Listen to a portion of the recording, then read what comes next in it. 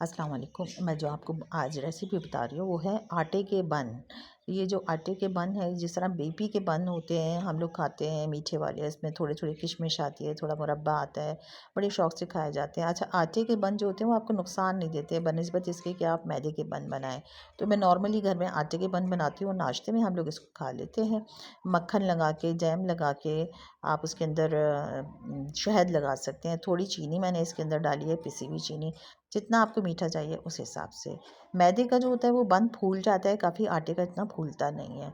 अच्छा, इसमें हमने 2 ड्रॉप्स डाले हैं वनीला एसेंस के।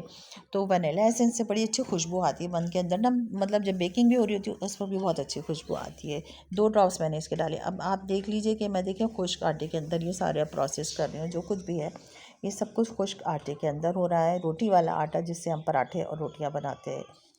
कभी कभी होता है ना कि नाश्ते में डेली पराठे खाओ, डेली पराठे खाओ, तो वो कुछ चेंज भी होना चाहिए। ईस्ट के मैंने तकरीबन ये साशे लिए हैं, 1.5 साशा ना।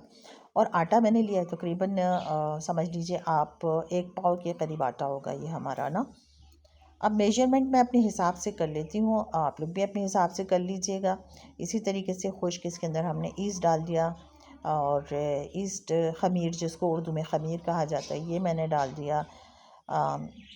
इसके बाद हमने क्या किया कि इस 1 साशे हमने मिल्क पाउडर का डाला है।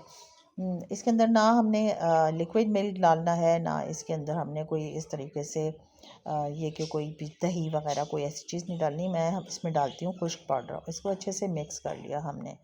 मिक्स कर लिया सारे आइटम्स, जितनी भी चीज़ें थी ये सारी अच्छे से मिक्स हो गई हैं। फिर बता रही हूँ कि ये मैदे का नहीं आटे का बन रहा है, तो ये इतना ज़्यादा फूलेगा भी नहीं और थोड़ा कलर में भी ये ब्लैक होगा, लेकिन इसका टेस्ट बहुत ज़बरदस्त होता है। आप इसको सुबह नाश्ते में खाइए, शाम की चाय में खाइए, ये आपको एज़ कम्पेयर टू मैदा आपको नुकसान नहीं देगा ये इतना ज़्यादा ना।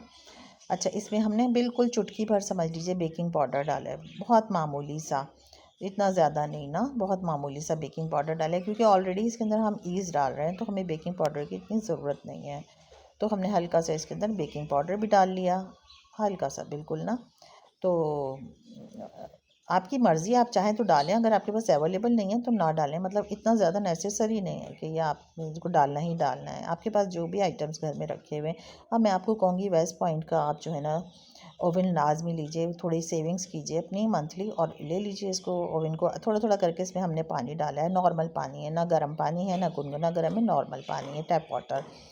तो आप वेस्ट पॉइंट का ले लीजिए ओवन, बहुत बेहतरीन है। थोड़ी थोड़ी सेविंग्स कीजिए, मंथली 500 बचा लीजिए, 1000 बचा लीजिए, तो आप कुछ ही दिनों में अपना ख़रीद लेंगे ओवन। उसमें आप बेकिंग कर लीजिए। देखिए आपके घर में हाइजीनिक तरीके से सफाई से सारा काम हो जाएगा। ये हमने ईस्ट इसमें डाल के, सारी चीज़ें इसके अंदर डाल के इसको अच्छे से मिक्स कर लिया। मिक्स करने के बाद इसको हमने ढक के रख दिया तकरीबन, समझ लीजिए आप इसको आधे घंटे से लेके 1 घंटे तक आप इसको रख दें। मैंने इसको आधे घंटे के लिए रखा था, तो देखिए इतना फूल गया।